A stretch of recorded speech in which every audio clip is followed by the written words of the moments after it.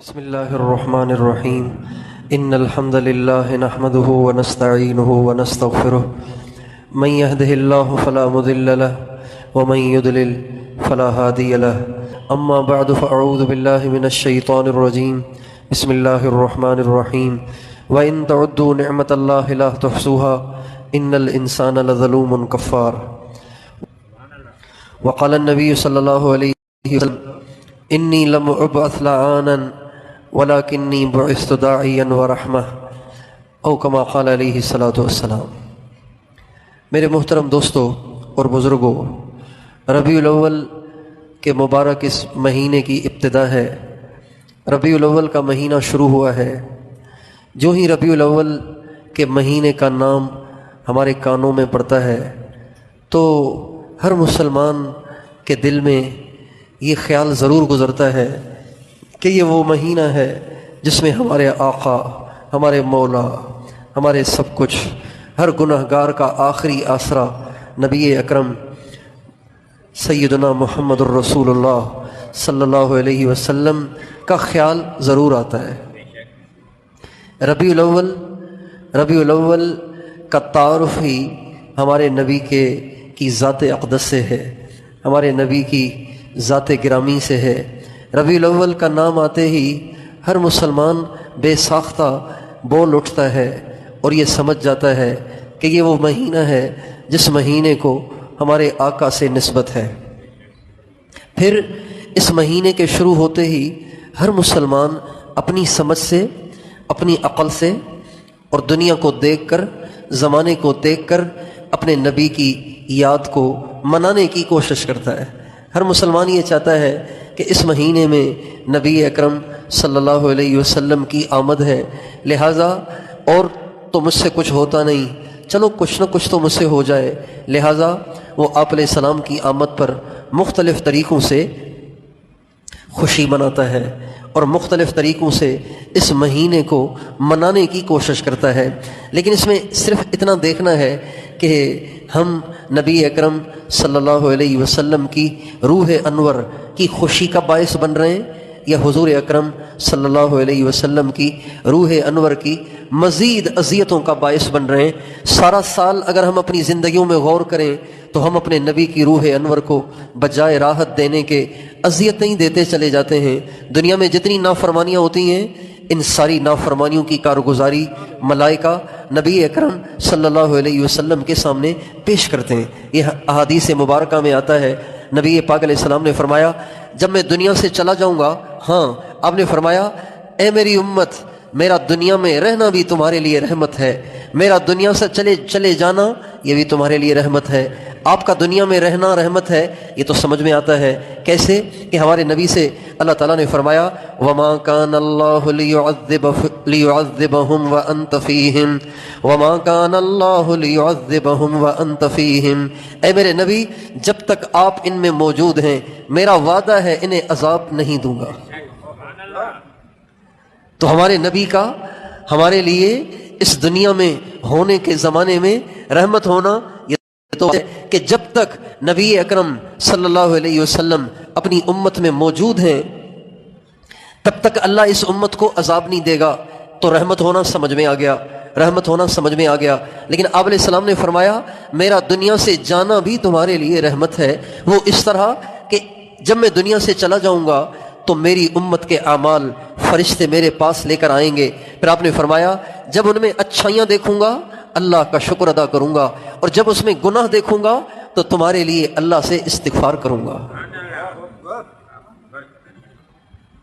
ساری دنیا میں جتنی برائیاں ہو رہی ہیں جو آپ کی امت کر رہی ہے، جو آپ کی امت سے صادر ہو رہے ہیں، کیا کچھ ہو رہا ہے زبان پہ بھی نہیں لایا جا سکتا اسے، اتنی دنیا میں برائیاں ہو رہی ہیں۔ یقیناً جب ہمارے نبی کے سامنے یہ جاتی ہوں گی تو ہمارے نبی استغفار تو کرتے ہوں گے، لیکن آپ کو دکھ بھی تو ہوتا ہوگا، آپ کو صدمہ بھی تو ہوتا ہوگا کہ ہائے میری وہ امت جس کے لیے میں نے پتھر بھی کھائے، پتھر پیٹ پہ باندھے، فاقے اٹھائے، ان کے لیے میں لہو لہاں ہوا، ان کے لیے میری بچیوں کو طلاقیں ہوئیں، ان کے لیے میرا گھر لٹا، میری عزت پامال ہوئی، اور مجھے مکے کے بازاروں میں بے عزت کیا گیا، اور مجھے احد کے دامن میں زخمی کیا گیا، یہاں تک کہ میں بے ہوش ہو گیا، میرے دندان مبارک شہید کیے گئے، میرے اہل بیت پہ کیا کیا قربانیوں کے پہاڑ ٹوٹے اور کیسی کیسی پریشانیاں آئیں، میرے صحابہ کے گھر ویران ہوئے اور ان کی خاندان اجڑ گئے، جس امت کی وجہ سے آج وہ امت ساری رات فیس بک پہ بیٹھ کے ننگی فلمیں دیکھ رہی ہے، اور وہ امت ساری رات کانوں میں ہینڈ فری لگا کے گانے سن رہی ہے، اور وہ امت نمازوں سے غافل، مسجد سے غافل، ذکر سے غافل، قرآن سے غافل، نمازوں سے غافل، اچھائیوں سے غافل، اسلام سے غافل، دین سے غافل، اور تو اور نبی کے غلام کیا بنتے، نبی کی سنتوں کا مذاق اڑانے لگ گئے۔ کتنے نوجوان ہیں جو داڑھی کو آر سمجھتے ہیں، داڑھی کو آر سمجھتے ہیں، عیب سمجھتے ہیں، ٹوپی پہننے کو عیب سمجھتے ہیں، پگڑی کا مذاق اڑاتے ہیں۔ ہاں دیکھا ہے ہم نے پگڑی والوں کو، ہاں دیکھا ہے ہم نے نمازیوں کو، ہاں دیکھا ہے ہم نے حاجیوں کو، دیکھ لیا ہے ہم نے تبلیغیوں کو، دیکھ لیا ہے ہم نے مدرسے والوں کو، دیکھ لیا ہے ہم نے مسجد کے ملاؤں کو۔ کتنے لوگ ہیں جو مذاق اڑاتے ہیں۔ میرے محترم بھائی اور دوستو، جب یہ ساری کارگزاریاں آقائے دو جہاں، سرکار دو عالم، وجہ کائنات، محمد مصطفیٰ احمد مجتبی، سیدنا و مولانا و حبیبنا و شفیعنا و قرۃ اعیننا محمد الرسول اللہ صلی اللہ علیہ وسلم کے سامنے جب یہ باتیں جاتی ہوں گی، آپ کا دل کتنا دکھتا ہوگا کہ جن کے لیے ہم پس گئے، جن کے لیے ہم ذبح ہو گئے، جن کے لیے ہم لہو لہاں ہوئے، وہ ہمارا مذاق اڑا رہے ہیں، اور وہ یہ کر رہے ہیں۔ جن کے لیے ساری رات دعائیں مانگی، ان کی راتیں فیس بک پہ گزر رہی ہیں، ان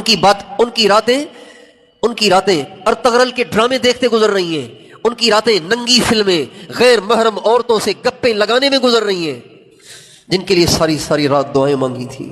میرے دوستو، ہمارے نبی نے ایک دو راتیں نہیں، بیسیوں نہیں، سینکڑوں راتیں ساری رات امت کے لیے رو کے گزاری ہیں۔ اللہ تعالیٰ نے کسی نبی کو اس طرح تسلی نہیں دی جس طرح ہمارے نبی کو تسلیاں دی ہیں، کسی نبی کو ایسے تھپکیاں نہیں دی جیسے تھپکیاں ہمارے نبی کو دی ہیں، کسی نبی کو روتے روتے خاموش نہیں کرایا، ہمارے نبی کو خاموش کرایا۔ ہمارے نبی اتنا روتے اپنے لیے نہیں، اہل بیت کے لیے نہیں، اپنے صحابہ کے لیے نہیں، میرے دوستوں تمہارے لیے، تمہاری بیویوں کے لیے، تمہارے بھائی بہنوں کے لیے، تمہارے بچوں کے لیے، ساری دنیا کے رہنے والے سارے گنہگار مسلمانوں کے لیے آپ اتنا روتے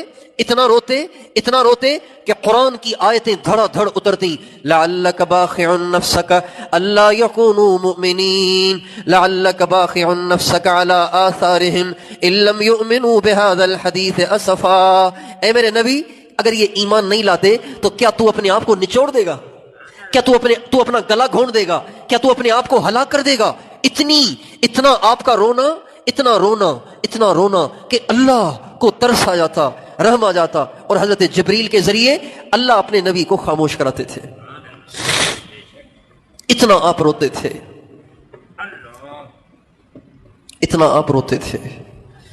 ساری رات۔ بیسیوں راتیں ایسی ہیں جن راتوں میں ہمارے آقا نے ایک منٹ بھی آرام نہیں کیا، ساری رات آنسو جاری ہے، ایک سیکنڈ کے لیے آپ کے آنسو نہیں رکے۔ میرے دوستو، جس نبی نے ہمارے لیے اتنا کچھ کیا، جب اس نبی کے پاس ہماری آج کی راتوں کی کارگزاریاں، ہمارے دنوں کی کارگزاریاں، ہماری عدالتوں کی کارگزاریاں، ہمارے بازاروں کی کارگزاریاں، ہمارے دفتروں کی کارگزاریاں، ہمارے ایوانوں کی کارگزاریاں، ہمارے اسمبلی ہالوں کی کارگزاریاں، ہماری یہ نوجوان بچیاں جو بے پرد ہو کر اپنے گلے میں پرس لٹکا کے بازاروں میں نکلتی ہیں اور شاپنگ سینٹروں میں جاتی ہیں اور بازاروں میں شاپنگ کے لیے نکلتی ہیں، یا اپنے ہاتھ میں دستہ لے کر بے حیائی کے لباس اوڑھ کر جب وہ کالجوں میں جاتی ہیں، یونیورسٹیوں میں جاتی ہیں، اسکولوں میں جاتی ہیں، یہ ساری کارگزاریاں جب آقا کے پاس جاتی ہوں گی تو یقیناً آقا استغفار تو کرتے ہوں گے، لیکن دکھ تو کتنا ہوتا ہوگا، کتنا دکھ ہوتا ہوگا۔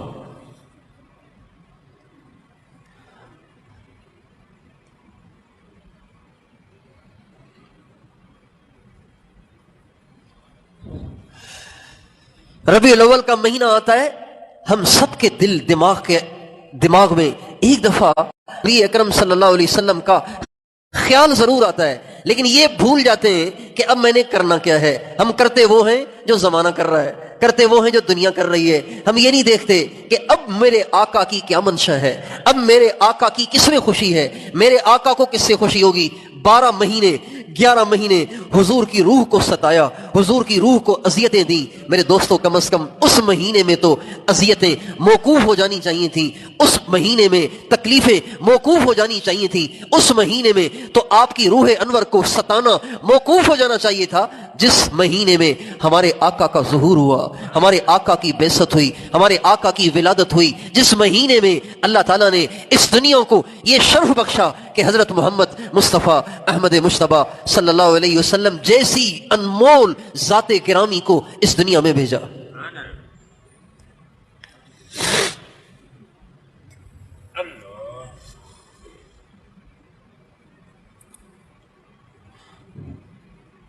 رمضان کے مہینے میں کوئی سرے عام کھا رہا ہو تو ہر مسلمان کہتا ہے یار رمضان ہے, کچھ تو خیال کرو بھائی, رمضان ہے کچھ تو خیال کرو یار. لیکن ربیع الاول کے مہینے میں کوئی داڑھی منڈا رہا ہو تو کوئی نہیں کہتا ابے ربیع الاول کا مہینہ ہے کچھ تو خیال کرو.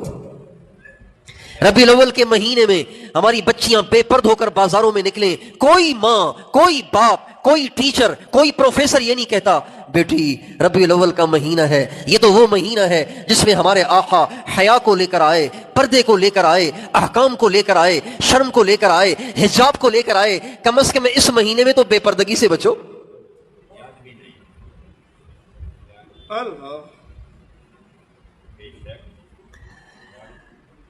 حضور اکرم صلی اللہ علیہ وسلم سے محبت میں کسی کی دو رائے نہیں ہے. ہر مسلمان محبت کرتا ہے, ہر مسلمان محبت کرتا ہے. ہمارا ریڑھی چلانے والا جسے جمعہ بھی نصیب نہیں ہے وہ بھی ہمارے نبی سے پیار کرتا ہے. عجیب بات, ایک دفعہ ہمارا جانا ہوا شکارپور سے آگے, تو مجھے ساتھیوں نے کہا کہ سندھ اور بلوچستان ان دونوں صوبوں میں جتنے ڈاکو ہیں جو گاڑیاں کرتے ہیں اور موٹر سائیکلیں چوری کرتے ہیں, لوگوں کو اٹھا کے لے جاتے ہیں, پھر پرچیاں بھیجتے ہیں, 2 کروڑ جمع کراؤ پھر چھوڑیں گے اسے, ان سب کا سردار رہتا ہے فلاں جنگل میں. اگر آپ کہیں تو ان کے پاس لے چلیں, آپ چل کے ان کو تبلیغ کریں, دعوت دیں. میں نے کہا بہت اچھا بھائی, ایسا آدمی سدھر جائے تو کیا ہی بات ہے. کہنے لگے بلوچستان اور سندھ, کراچی سمیت پورے سندھ, پورے بلوچستان میں کہیں بھی کوئی گاڑی جاتی ہے نا, کوئی کار غائب ہو گئی, کوئی موٹر سائیکل غائب ہو گئی, آئے گی اس کے پاس. یہ مین آدمی ہے پورے سندھ بلوچستان اور پورے سندھ, پورے بلوچستان, پورے کراچی کے میں ہونے والی ساری بڑی بڑی چوریوں میں مین آدمی یہ ہے, اس سے چل کے ملاقات کریں. میں نے کہا بہت اچھا. تو وہ کار میں لے کر گئے, چلتے رہے, بالکل بلوچستان کے کوئی قریب پہنچ گئے. بہرحال کار سے ہم اتر گئے, کہنے لگے اب آگے کار کا راستہ نہیں ہے. میں نے کہا پھر پیدل چلیں گے؟ کہا نہیں بہت دور ہے. میں نے کہا کیا کریں؟ کہا موٹر سائیکل منگوائی ہے, موٹر سائیکل پہ چلیں گے. پھر وہاں سے موٹر سائیکل پہ گئے, چلتے رہے کچے میں, کھیت ہی کھیت, اس کی پگ ڈنڈیوں پہ چلتے رہے. بلاخر ایک جگہ پہنچے, گئے تو ایک درخت تھا, اس کے نیچے ایک چارپائی رکھی ہوئی تھی, بڑی مونچھوں والا ایک آدمی ٹانگ پہ ٹانگ رکھ کے چودھریوں کی طرح سے اس پہ بیٹھا ہوا تھا. اس کے آس پاس نیچے چارپائی کے نیچے لوگ بیٹھے ہوئے تھے. تو مجھے ان ساتھیوں نے پہلے ہی بتایا تھا کہ یہ جو آدمی ہے نا, حکومت کی طرف سے اتنی بڑی رقم اس پہ انعام رکھی ہوئی ہے کہ جو اس کو زندہ یا مردہ اگر پیش کرے گا تو اس کو اتنی رقم دی جائے گی انعام میں, اتنی بڑی رقم. تو بہرحال جب ہم وہاں گئے تو اس نے دیکھا کہ داڑیاں, ٹوپیاں, پگڑیاں اور نورانی چہرے, تو اس نے ہمیں چارپائی کے اوپر بٹھایا. سارے نیچے بیٹھے ہوئے تھے, ہمیں اس نے ساتھ چارپائی پہ بٹھایا. تو بہرحال جب بات شروع ہوئی, اس کو دعوت دینا شروع کی, تو وہ دعوت تو بس ایسے ہی جیسے سن رہا تھا نہیں سن رہا تھا, اس پہ بظاہر کوئی اثر نہیں ہو رہا تھا. بات تو کی لیکن اس پہ اثر نہیں ہو رہا تھا. اور جب اگلا اثر نہ لے رہا ہو نا تو پھر کہنے والے سے موضوع ہی نہیں بنتا, بات ہی نہیں بنتی. تو بات تو اسے لمبی کی لیکن اس کی سمجھ میں شاید ککھ بھی نہیں آیا, نہ اس نے کوئی اثر لیا. آخر میں نے اسے کہا کہ سائیں آپ کوشش کریں کچھ نمازیں شروع کر دیں, اور اللہ توفیق دے تو کچھ تبلیغ میں 3 دن لگائیں, انشاءاللہ جا کے آپ کو بڑا فائدہ ہوگا, آپ کو بڑا سکون ملے گا. بہرحال ہاں ہوں کرتا رہا. جب ہم اٹھنے لگے نا, جب ہم وہاں سے اٹھ کے جانے لگے تو اس نے کہا سائیں آپ نیک آدمی ہیں تو میں آپ سے ایک دعا کرانا چاہتا ہوں، آپ دعا کر دیں میرے لیے۔ میں نے کہا کیا؟ کہا زندگی گزر گئی برائیوں میں، زندگی گزر گئی بدماشیوں میں، بس ایک دل میں تمنا ہے جو بھی پوری نہیں ہوئی، اس کی اگر آپ دعا کر دیں۔ میں نے کہا کیا؟ کہا سائیں اس دل میں اب اس کے سوا کوئی تمنا نہیں رہی کہ اللہ زندگی میں مرنے سے پہلے ایک دفعہ مدینے کی زیارت کرا دے۔ یہ کہہ کے وہ آنسوؤں کے ساتھ رونے لگ گیا۔ نکل جائے نہیں وہ دن خدا کرے کہ مدینے کو جائیں ہم، وہ دن خدا کرے کہ مدینے کو جائیں ہم، خاک در رسول کا سرما لگائیں ہم۔ ہمارا فاسق سے فاسق بھی، ہمارا فاجر سے فاجر بھی، ہمارا بڑے سے بڑا بدماش بھی، ہمارا چور بھی، ہمارا ڈاکو بھی، ہمارا شراب کے نشے میں چور بھی، ہمارا چرسی بھی، ہمارا ہیرونچی بھی، ہمارا افیمی بھی آقا دو جہاں سے پیار ضرور کرتا ہے۔ وہ ہیں ہی ایسے، یہ کوئی تعجب کی بات نہیں ہے، وہ ہیں ہی ایسے۔ سورج کی روشنی کا کون قائل نہیں ہے؟ سورج کی روشنی کا بریلوی بھی قائل ہے، دیوبندی بھی قائل ہے، حنفی بھی قائل ہے، شافعی بھی قائل ہے، مالکی بھی قائل ہے، حنبلی بھی قائل ہے، شیعہ بھی قائل ہے، سنی بھی قائل ہے، اور مسلم بھی قائل ہے، غیر مسلم بھی قائل ہے، اللہ کی ذات کو ماننے والا بھی قائل ہے، اللہ کی ذات کا انکاری بھی قائل ہے۔ اور سورج کی روشنی کیا روشنی ہے؟ جو ہمارے آقا کی روشنی ہے۔ سورج کا اجالا کیا اجالا ہے؟ جو ہمارے آقا کا اجالا ہے۔ سورج کی بلندی کیا بلندی ہے؟ جو ہمارے آقا کی بلندی ہے۔ کروڑوں سورج مل جائیں ہمارے آقا کی بلندی کو نہیں پا سکتے، کروڑوں سورج مل جائیں ہمارے آقا کے اجالے کو نہیں پا سکتے۔ سورج ایک جگہ آتا ہے، ایک جگہ ڈوب جاتا ہے۔ ابھی یہاں رات ہے، اس وقت ساؤتھ افریقہ میں دن ہے، اس وقت فجی آئی لینڈ میں دن ہے، ادھر رات ادھر دن، ادھر دن ادھر رات۔ سورج ادھر طلوع ہوا ادھر غروب ہوا، ادھر ظاہر ہوا ادھر غائب ہوا۔ ہمارے آقا وہ سورج ہیں جو ایسے غروب، ایسے طلوع ہوئے، ایسے طلوع ہوئے، ایسے طلوع ہوئے، ایسے طلوع ہوئے، جب طلوع ہوئے ساری کائنات کی طاقتیں بھی مل کر آپ کو ڈبو نہ سکیں۔ افل الشموس الاولین وشمسنا، سارے سورج ڈوبے لیکن ہمارا سورج قیامت تک نہیں ڈوبے گا۔ افل الشموس الاولین وشمسنا ابداً الا افق العلا لا تغربوا۔ کتنی اچھی بات کہی ہے کہنے والے نے، کتنی اچھی تشبیہ دی ہے کسی تشبیہ دینے والے نے۔ افل الشموس الاولین وشمسنا ابدا علی افق العلا لا تغربوا۔ سارے سورج ڈوب گئے، ہمارا سورج ڈوبنے والا نہیں ہے۔ ہمارا سورج جب سے اٹھا ہے اٹھتا ہی چلا جا رہا ہے، اٹھتا ہی چلا جا رہا ہے، اٹھتا ہی چلا جا رہا ہے۔ جب سے وہ آیا ہے بلند ہوتا چلا جا رہا ہے، جب سے وہ روشن ہوا ہے روشن ہوتا ہی چلا جا رہا ہے۔ ساری دنیا کی طاقتیں اسے بجھانا چاہتی ہیں، ساری دنیا کی طاقتیں اسے ڈبونا چاہتی ہیں، ساری دنیا کی طاقتیں اس کا نام مٹانا چاہتی ہیں، لیکن مٹانے والے مٹ گئے۔ ہمارے نبی کا نام آج بھی بلند و بالا ہے اور ہمیشہ بلند و بالا رہے گا۔ کہو انشاءاللہ۔ اس شعر کو بہت گنگنانے کو دل کرتا ہے۔ افل الشموس الاولین وشمسنا ابدا علی افق العلا لا تغربوا۔ سارے سورج ڈوب گئے، ہمارے والا ڈوبنے والا نہیں ہے، اس لیے اس کو ڈبونے پہ زندگیاں خرچ کرنے والوں اس دھوکے سے باہر آؤ، اس کو مان لو، یہ ڈوبنے والا نہیں ہے۔ ایک دفعہ آپ علیہ السلام گھر میں تشریف لائے تو اما عائشہ عشاء کے بعد، تو اما عائشہ رضی اللہ عنہا، یہ جو عرب تھے نا، عربوں کی گھٹی میں تھا شعر کہنا۔ عرب کہتے ہی ہیں بولنے والے کو، عجم کہتے ہیں گونگے کو، عجم کہتے ہیں گونگے کو، عرب کہتے ہیں بولنے والے کو۔ عربوں کو بولنا خوب آتا ہے، عجیب عربی زبان میں۔ انگریز جب بر صغیر میں آیا تو اس نے بہت ساری چیزوں کو یہاں سے ختم کرنے کی کوشش کی۔ تو جن چیزوں کو اس نے ختم کرنے کی کوشش کی نا، ان میں سے ایک عربی زبان بھی تھی۔ اس نے چاہا کہ عربی زبان مٹ جائے۔ اس کی خواہش یہ تھی کہ جو ہم سندھی زبان لکھتے ہیں نا تو الف بے تے میں لکھتے ہیں، پنجابی بھی الف بے تے میں لکھتے ہیں، بلوچی بھی الف بے تے میں لکھتے ہیں، پشتو بھی الف بے تے میں لکھتے ہیں۔ اس کی کوشش یہ تھی کہ یہ جو عربی الفابیٹ ہے نا، یہ ختم ہو کے ABCD کے طریقے پہ سندھی اور اردو اور پنجابی اور سرائکی اور پشتو کو لکھا جائے۔ لیکن ہمارے علماء کی قبروں پہ اللہ کی کروڑوں رحمتیں ہوں کہ انہوں نے سولیاں چڑھ کر اپنی جانیں قربان کر کے اپنے گھروں کو اجاڑ کر انگریزوں سے ٹکر لی اور ان کی اسکیم کو فیل کر دیا۔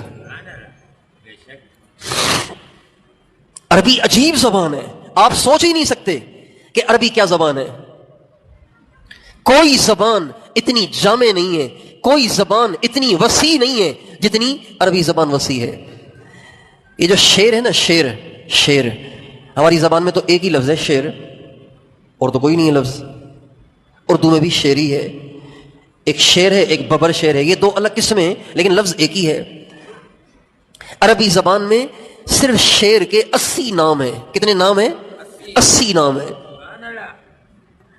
اور عربی زبان میں ایک ایک چیز کے لیے کئی نام ہیں۔ اب جیسے ناک ہے نا، ناک، اگر یہ ناک لمبی ہو تو اس کا نام الگ ہے، اگر یہ نام چپکی ہوئی ہو تو اس کا نام الگ ہے، اگر یہ ناک لمبی ہو تو الگ نام، اگر یہ ناک چھوٹی ہو تو الگ نام، درمیان سے اٹھی ہوئی ہو اور دائیں بائیں سے چپکی ہوئی ہو تو الگ نام، پوری اٹھی ہوئی ہو تو الگ نام۔ اس لیے اللہ تعالیٰ نے ہمارے نبی کو عربوں میں سے بنایا۔ ہمارے نبی سندھی نہیں تھے، پنجابی نہیں تھے، پٹھان نہیں تھے، بلوچ نہیں تھے، بروئی نہیں تھے، سرائکی نہیں تھے، سندھی اور ہندی نہیں تھے، انگریزی بھی نہیں تھے۔ اللہ نے ہمارے نبی کو آخر کوئی وجہ ہے کہ اللہ نے ہمارے نبی کو عربوں میں سے ہی کیوں بنایا؟ ہمارے نبی فرماتے ہیں اللہ تعالیٰ نے میرے لیے خاندان بھی منتخب کیا، میرے لیے قوم کو بھی منتخب کیا اور مجھے بھی منتخب کیا، میرے صحابہ کو منتخب کیا، میرے اہل بیت کو منتخب کیا۔ ایسے نہیں کہ جو آیا حضور کے ساتھ ملتا چلا گیا، ایسے نہیں ہے، انتخاب ہے، سلیکشن ہے۔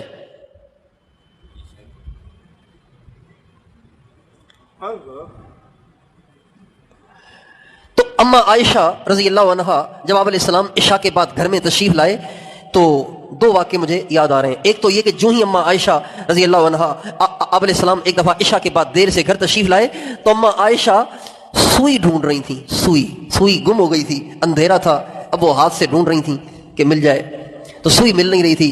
جو ہی آپ علیہ السلام گھر میں انٹر ہوئے اور آپ کا عکس جو گھر میں پڑا، آپ کی روشنی جو گھر میں پڑی تو سارا گھر جگمگا اٹھا۔ اما عائشہ کو کھوئی ہوئی سوئی مل گئی تو اما عائشہ رضی اللہ تعالی عنہا آپ علیہ السلام سے کہہ لیں اے اللہ کے نبی آپ کا چہرہ روشن ہے۔ آپ نے فرمایا عائشہ میرا چہرہ روشن ہے نا، لیکن قیامت کے دن کچھ لوگ اس قدر روشن چہرے کو بھی نہیں دیکھ سکیں گے۔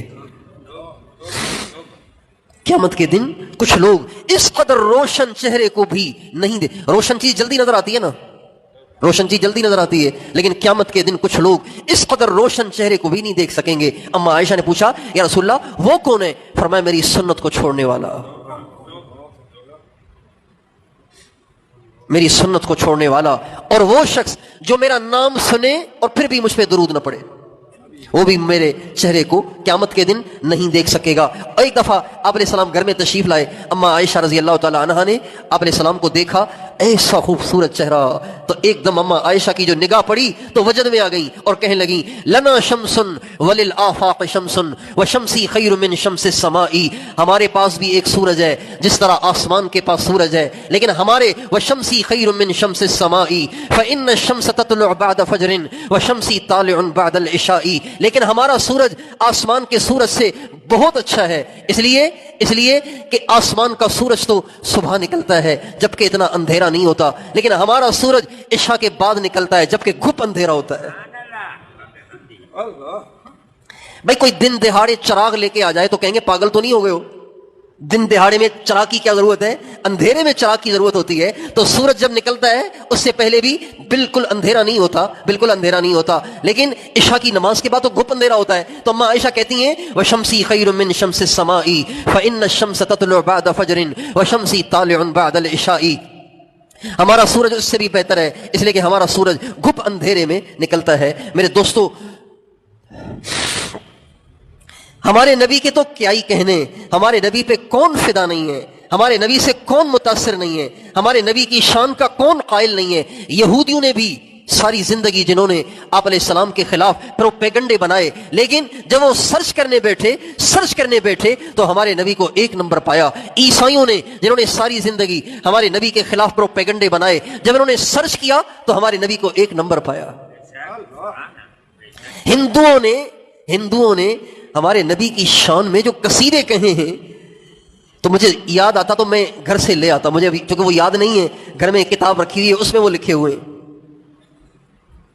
ہندوؤں نے آپ کی شان میں اشعار کہے، ہندوؤں نے،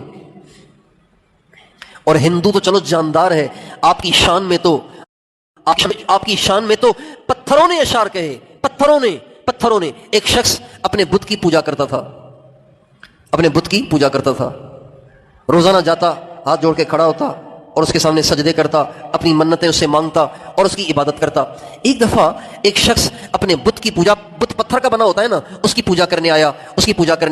جب اس کی پوجا کرنے آیا تو جو ہی ہاتھ جوڑ کے کھڑا ہونے لگا تو اس بت میں سے آواز آئی، قل للقبیلۃ من سلیم کلھا ہلک الانیس وعاش اہل المسجد، ہلک الانیس وعاش اہل المسجد۔ اے مجھے پوجنے والے، بنو سلیم کو جا کے بتاؤ کہ بت پرستی کا زمانہ چلا گیا، اب تو اللہ کی عبادت کا زمانہ آ گیا ہے۔ تمہیں پتہ نہیں ہے کہ عیسیٰ علیہ السلام کے عیسیٰ علیہ السلام کے آسمان پہ اٹھائے جانے کے بعد اب تک کوئی نبی نہیں آیا، لیکن اب سارے نبیوں کا سردار محمد مصطفیٰ آ گیا ہے، کن چکروں میں پڑا ہوا ہے، جا کے اس کی غلامی میں داخل ہو جا۔ یہ بت کہہ رہا تھا، کن چکروں میں پڑا ہوا ہے، پتھروں کے سامنے آ کے ہاتھ جوڑ کے کھڑا ہو جاتا ہے، جا کے محمد کی غلامی میں داخل ہو جا، اللہ نے اس کو بھیج دیا ہے اور وہ سارے نبیوں کا امام اور سردار بن کے آیا ہے۔ ایک دفعہ ابو سفیان اور ایک اور مشرک مکے کا مشرک، یہ دونوں کہیں کھڑے ہوئے تھے۔ کھڑے ہوئے کہاں تھے؟ جہاں حرم کا بارڈر۔ جو مکہ معظمہ گئے ہیں انہوں نے دیکھا ہوگا کہ جب جدے سے گاڑی مکہ معظمہ جاتی ہے تو راستے میں ایک گیٹ آتا ہے پتھر کا بنا ہوا، اس پہ لکھا ہوتا ہے حدود الحرم، یعنی اب یہاں سے حرم شروع ہو رہا ہے۔ تو یہ پورا ایک بارڈر ہے، اس کے اندر حرم ہے، اس کے باہر کا جو علاقہ ہے اس کو ہل کہتے ہیں۔ تو ابو سفیان اور ایک اور شخص مشرک مکہ، میں اس کا نام بھول رہا ہوں، یہ دونوں بارڈر کے پاس کھڑے ہوئے تھے۔ بارڈر یعنی کوئی دیوار نہیں تھی، بس وہ حدود تھیں جو ان کو پتہ تھیں، وہاں کھڑے ہوئے تھے۔ تو انہوں نے دیکھا کہ ہل یعنی حرم سے باہر ایک ہرنی وہ کھڑی ہوئی ہے۔ اس کو دیکھ لیا بھیڑیے نے اس کو دیکھ لیا، تو جب بھیڑیے نے اس ہرنی کو دیکھا تو اس نے اس کے پیچھے لگائی دوڑ اس کو شکار کرنے کے لیے، تو ہرنی نے بھی دوڑ لگائی، دوڑتے ہرنی حرم کی حدود کے اندر داخل ہو گئی۔ جب ہرنی اندر داخل ہو گئی تو وہ بھیڑیا آ کے بارڈر پہ کھڑا ہو گیا، آگے ہی نہیں بڑھا۔ تو ابو سفیان جو کافر تھا اور اس کے ساتھ دوسرا مشرک مکہ، دونوں کافر تھے، ایک دوسرے سے کہنے لگے، یار یہ عجیب بات ہے کہ بھیڑیے کو بھی پتہ ہے کہ یہ حرم ہے، یہ حرم سے باہر ہے، حرم پہ حملہ نہیں کرنا چاہیے۔ جب ان کو اس بات سے بہت تعجب ہوا تو بھیڑیا ایک دم ابو سفیان اور دوسرے مشرک کی طرف متوجہ ہوا، کہنے لگا اس سے بھی تعجب کی بات بتاؤں؟ بھیڑیا کہنے لگا عربی زبان میں، اس سے بھی تعجب کی بات بتاؤں؟ کہا ہاں، کہا محمد آخری نبی آ گیا ہے اور تم اس کی مخالفت کر رہے ہو۔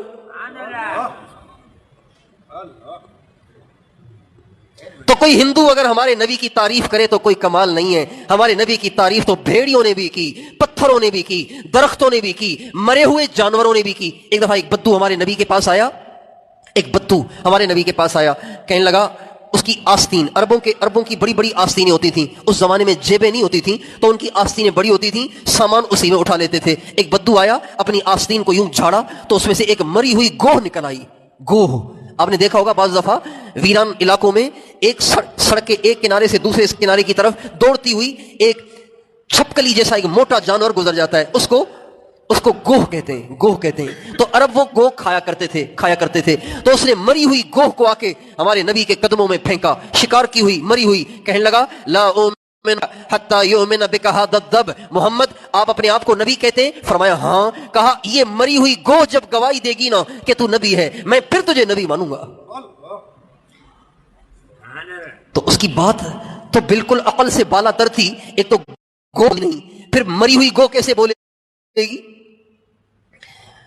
تو اس نے جب آپ کے قدموں میں مری ہوئی گوہ کو ڈالا تو ہمارے نبی کی شان عجیب تھی، ہمارے نبی سراپا رحمت تھے، اللہ تعالیٰ فرماتے ہیں وَمَا أَرْسَلْنَاكَ إِلَّا رَحْمَةً لِّلْعَالَمِينَ، اے میرے نبی میں نے تمہیں سراپا رحمت بنا کے بھیجا ہے. آپ سر کے بالوں سے لے کے پاؤں کے ناخن تک رحمتی رحمتیں رحمتی رحمتیں رحمتی رحمتیں. آپ اذیت اور زحمت نہیں ہے. آپ علیہ السلام کے سامنے اتنی مشکل شرط جب اس نے لگائی تو ہونا تو یہ چاہیے تھا چل نہیں مانتا تو نہ مان، کوئی تیرے ماننے سے میں بڑا ہو جاؤں گا کیا، اگر نہیں مانتا تو دفع ہو نہ مان. آپ نے یہ نہیں کہا بلکہ آپ نے کہا چلو اگر گوہ کو بلوانے سے، مری ہوئی گوہ کو زندہ کرنے سے اور گوہ کو عربی بلوانے سے اگر یہ دوزخ سے بچ جاتا ہے تو میرا اس میں کیا چلا جائے گا.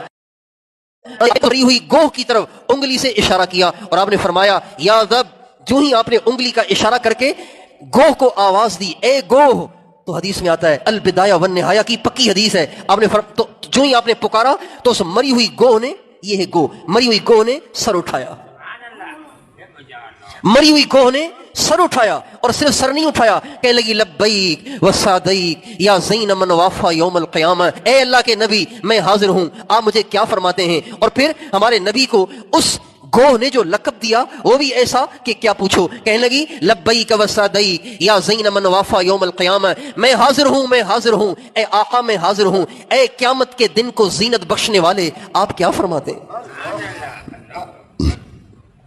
یا زین من وافا یوم القیامہ، اے قیامت کے میدان کو اور قیامت کے دن کو روشنی اور زینت اور حسن و جمال اور رونق بخشنے والے آپ کیا فرماتے ہیں. یعنی کتنی عجیب بات کہی اس نے. یعنی اس نے یوں کہا اے اللہ کے نبی قیامت کے دن آپ نہ ہوئے تو قیامت میں کیسے مزہ آئے گا. قیامت کی رونق تو آپ ہیں، قیامت کے محفل میر محفل تو آپ ہیں، مہمان خصوصی تو آپ ہیں. بھئی جس محفل میں جس مہمان خصوصی کو بلایا جائے وہی نہ آئے تو وہ جلسہ کس کام کا، وہ محفل کس کام کی. تو وہ کہنے لگی یا زین من وافا یوم القیامہ، اے قیامت کے دن کی محفل کے میر، اے قیامت کے دن کو رونق اور زینت اور حسن اور روشنی بخشنے والے آپ حکم کریں آپ کیا فرماتے ہیں. آپ نے فرمایا من تعبد، بتا تو کس کی عبادت کرتی ہے. تو وہ عربی میں کہنے لگی الذی فی السماء عرشہ وفی الارض سلطانہ وفی البحر سبیلہ وفی الجنت رحمتہ وفی النار عقابہ. میں اس خدا کی عبادت کرتی ہوں جس کا عرش آسمانوں میں، اس کی بادشاہی زمین میں، سمندر میں اس کے راستے، جنت میں اس کی رحمت، جہنم میں اس کا عذاب اور کچھ. پھر آپ نے فرمایا فمن انا، اے گو میرا بھی تو اس کو تعارف کراؤ کہ میں کون ہوں، میرا بھی تو اس کو تعارف کراؤ کہ میں کون ہوں. اس نے کہا انت رسول رب العالمین وخاتم النبیین قد افلح من صدقک وقد خاب من کذبک. وہ جو تبلیغ والے دعوت دیتے ہیں نا، پوری دعوت اس نے دی ہے ان دو جملوں میں. انت رسول رب العالمین، آپ سارے عالموں کے پروردگار کے رسول ہیں، رب العالمین کے رسول ہیں اور آخری نبی ہیں، آپ کے بعد کوئی نبی نہیں آئے گا. قد افلح من صدقک وقد خاب من کذبک. جو آپ کی مانے کامیاب، جو آپ کی نہ مانے برباد ہو جائے گا. اللہ اکبر. جب اس نے آخری جملہ کہا نا قد افلح من صدقک وقد خاب من کذبک، تو وہ بدو کہنے لگا بس کریں میں گواہی دیتا ہوں اشہد ان لا الہ الا اللہ واشہد انک رسول اللہ. پھر وہ بدو کہنے لگا جب میں آپ کے پاس آیا تھا پوری روئے زمین میں سب سے زیادہ نفرت مجھے آپ سے تھی، لیکن اس گو کی باتیں سن کر اب میرا حال یہ ہو گیا ہے کہ پوری کائنات میں سب سے زیادہ اپنے بیوی بچوں ماں باپ سے بھی زیادہ مجھے آپ سے محبت ہو گئی ہے. ہمارے نبی کے کیا کہنے.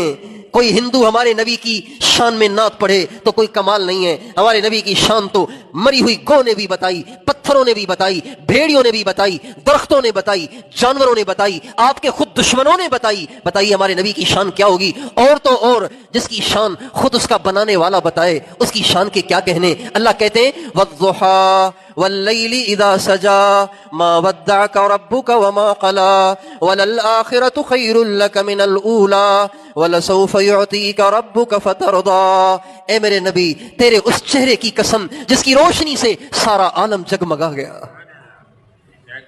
تیرے اس چہرے کی قسم جس کی روشنی سے، جس کی شعاؤں سے، جس کی کرنوں سے، جس کے اجالے سے سارا عالم جگمگا اٹھا. اے میرے نبی تیری ان زلفوں کی قسم، تیری ان زلفوں کی قسم جو رات کی طرح سیاہ ہیں، تیرے رب نے تجھے چھوڑا نہیں ہے اور تیرا رب تجھے اتنا دے گا اتنا دے گا اتنا دے گا کہ تو خوش ہو جائے گا. جس کی تعریفیں خود اللہ کرے، جس کا دفاع خود اللہ کرے، دفاع کرے اللہ. حود علیہ السلام نے اپنی قوم سے کہا اے میری قوم میں رب العالمین کا رسول ہوں، میں رب العالمین کا رسول ہوں، تو میری بات مان لو. تو وہ کہنے لگے انا لنراک فی ضلالۃ، اے ہود ہم تو سمجھتے ہیں کہ تیری عقل خراب ہو گئی ہے، تو گمراہ آدمی ہے، تو راستے سے بھٹک گیا ہے، ہمارے آباء و اجداد تو یہ باتیں نہیں کرتے تھے جو تو کر رہا ہے. تو وہ خود کہنے لگے، حضرت ہود علیہ السلام اب صفائی خود پیش کرنے لگے اور فرمانے لگے یا قوم لیس بی ضلالۃ، یہ نوح علیہ السلام کا واقعہ ہے، لیس بی ضلالۃ ولکنی رسول من رب العالمین، اے میری قوم میں گمراہ نہیں ہوں، میں رب العالمین کا رسول ہوں. لیکن ہمارے نبی سے جب مکے کے کافروں نے کہا محمد تو بھٹک گیا ہے، اپنے راستے سے ہٹ گیا ہے، اپنے آباء و اجداد کے دین سے ہٹ گیا ہے، تو ہمارے نبی نے دفاع نہیں کیا کہ نہیں نہیں تم غلط کہہ رہے ہو، میں صحیح کہہ رہا ہوں. آپ نے نہیں کہا، اللہ نے قرآن اتار کر خود اللہ نے آپ کا دفاع کیا. کیا والنجم ما ضل صاحبکم وما غوا، قسم ہے ستارے کی یہ گمراہ نہیں ہے، میں اس کا گواہ ہوں کہ یہ سیدھے راستے پر ہے. جس کا دفاع کرنے والا خود اللہ ہو اس کی شان کے کیا کہنے.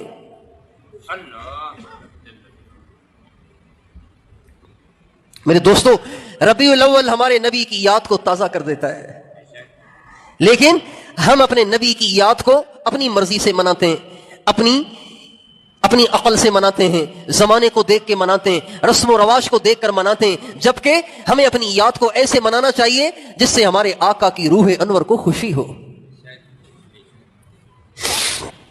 آپ نے بتیاں جلا دیں تو ہمارے آقا کو اس سے کیا فائدہ ہوگا؟ ہاں آپ درود پڑھیں ہمارے آقا خوش ہوں گے، آپ ڈاڑیاں چھوڑ دیں ہمارے آقا کا دل خوش ہوگا، ہماری بے پرد مائیں بہنیں بچیاں برقعے اوڑھ لیں ہمارے آقا کا دل خوش ہوگا، ہمارے تاجر جھوٹ بولنا چھوڑ دیں، ہمارے ملازم رشوت لینا چھوڑ دیں، ہمارے تاجر سود پہ کاروبار کرنا چھوڑ دیں، ہمارا بے نمازی نمازیں پڑھنا شروع کر دے، ہمارا بدماش بدماشیاں چھوڑ دے، ہماری ساری نوجوان نسل فیس بک سے باز آ جائے، یوٹیوب سے باز آ جائے، ٹک ٹاک سے توبہ طائب ہو جائے اور برائی بدکاری سے توبہ طائب ہو جائے. غیر محرموں سے باتیں کرنا، غیر محرموں سے گپیں لگانا، غیر محرموں سے رابطے کرنا، غیر محرموں کو میسیجز کرنا، ان کے میسیجز پڑھنا، اس سے توبہ طائب ہو جائے ہمارے آقا کا دل خوش ہو جائے گا. یہ ربیع الاول کو منانے کا طریقہ ہے. لیکن اگر آپ نے جلسے بھی کر لیے، جلوس بھی کر لیے، نعت کی محفلیں بھی سجا لیں، داڑھی نہ رکھی، اب بھی آپ نائی کے پاس جا کے داڑھی منڈا رہے ہیں، اب بھی آپ ننگے سر بازاروں میں پھر رہے ہیں، اب بھی ہماری مائیں بہنیں بچیاں کالجوں میں بے پرد ہو کر جا رہی ہیں، اب بھی ہماری مائیں بہنیں بچیاں بے پرد ہو کر بازاروں میں جا رہی نہیں کرنے کے نام پر، تو بھائیو یوں سمجھیں کہ گویا ربیع الاول ہماری زندگی میں آیا ہی نہیں.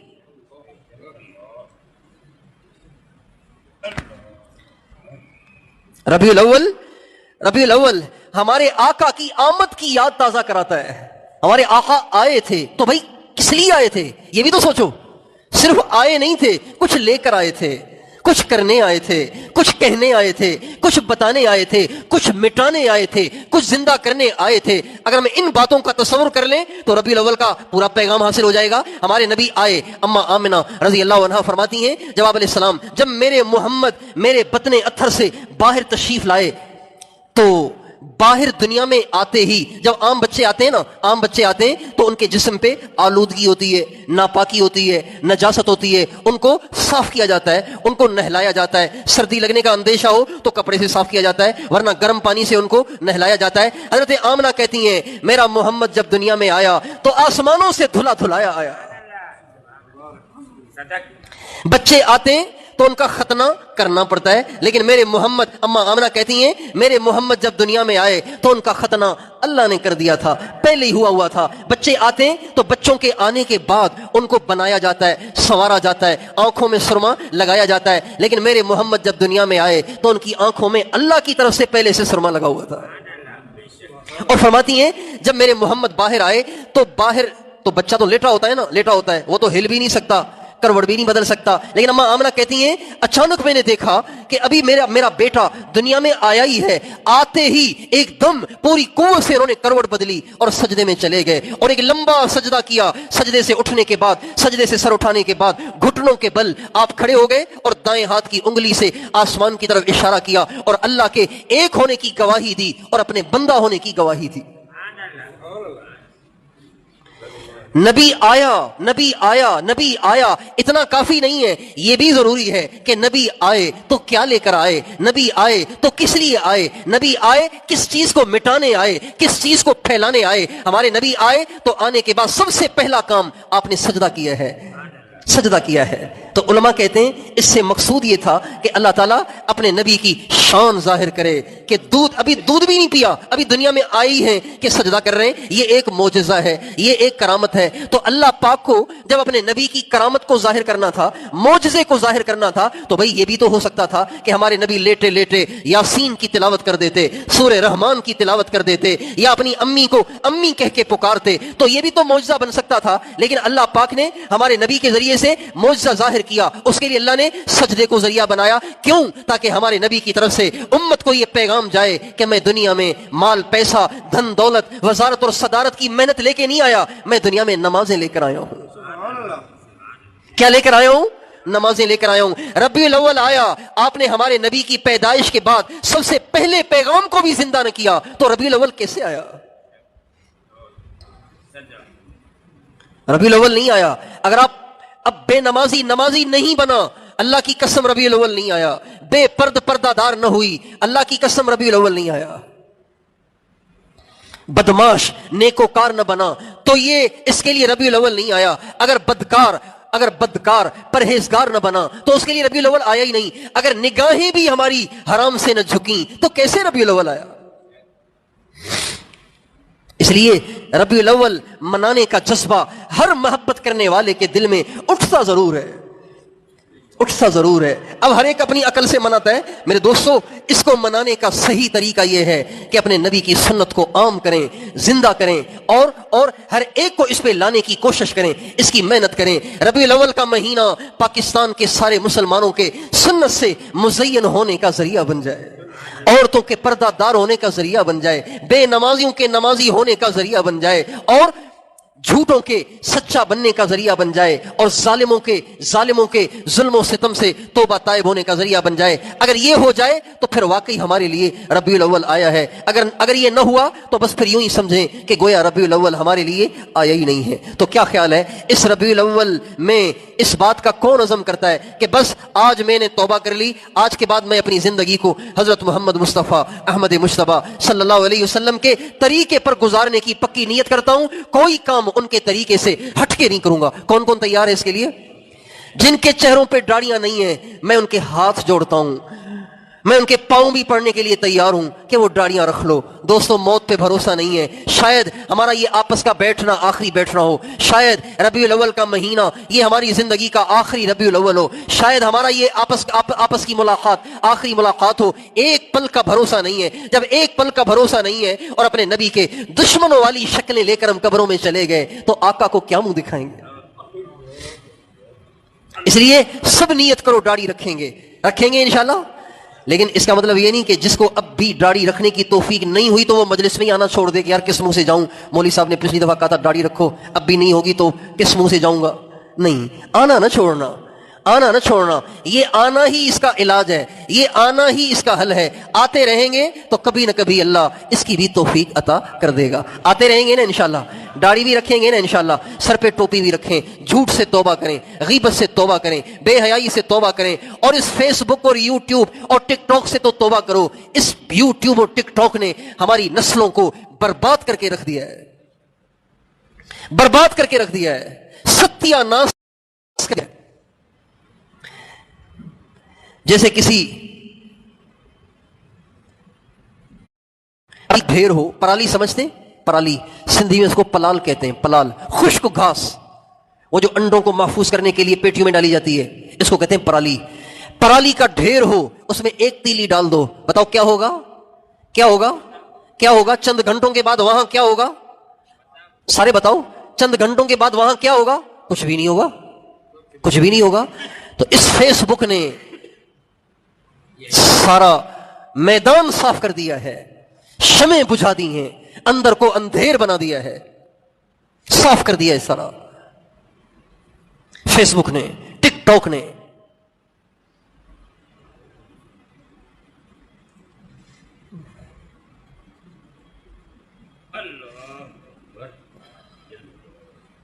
میں کیسے عرض کروں اپنی نوجوان نسل کو کہ اس میں کتنی بڑی تباہی ہے، اور باطل جو کچھ چاہتا تھا وہ اس میں کامیاب ہو گیا، ہم ناکام ہو گئے۔ ہم نے مسجدوں کے ممبروں پہ بیٹھ کے تقریریں کی کہ بھائیو اللہ کو راضی کرو، بے حیائی سے دور رہو، عورتوں کو پردہ دار بناؤ، نوجوانوں کو حیا دار بناؤ۔ ہم ناکام ہو گئے، ہم اپنے ارادے میں، ہم اپنی محنت میں ناکام ہو گئے۔ ناکام ہونے سے مراد آخرت میں نہیں، دنیا میں جو ہم چاہتے تھے وہ نہ ہوا، اور جو کفار چاہتے تھے، جو یہودی چاہتے تھے، جو اسلام دشمن قوتیں چاہتی تھیں کہ ان کی نوجوان نسل کو زانی بنایا جائے، شرابی بنایا جائے، ڈانسر بنایا جائے، اور ان کو سنگر بنایا جائے، ایکٹر بنایا جائے، بدماش بنایا جائے، وہ کامیاب ہو گئے۔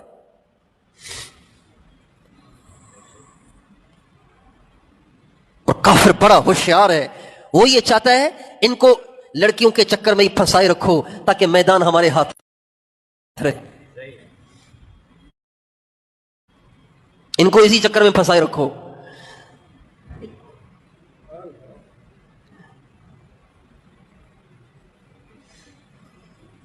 جیسے آج کل عورتیں، چونکہ بچے تنگ کرتے ہیں نا، تو عورتیں ان کو کھلونے پکڑا دیتی ہیں، کھلونوں سے بہلا رہے تاکہ میں ذرا کام کاج کر لوں، روٹی شوٹی پکا لوں، صفائی کر لوں، کپڑے دھو لوں، اپنے کام کاج کر لوں، کھلونے پکڑا دیے۔ خدائے پاک کی قسم بالکل یہی صورت ہمارے ساتھ ہو گئی ہے، یہی سین ہمارے ساتھ ہو گیا ہے، ہماری نسلوں کے ساتھ ہو گیا ہے کہ ساری دنیا کی کافر طاقتوں نے ہمارے بچوں کو کھلونا پکڑا دیا ہے تاکہ ہم ذرا صفایا کریں۔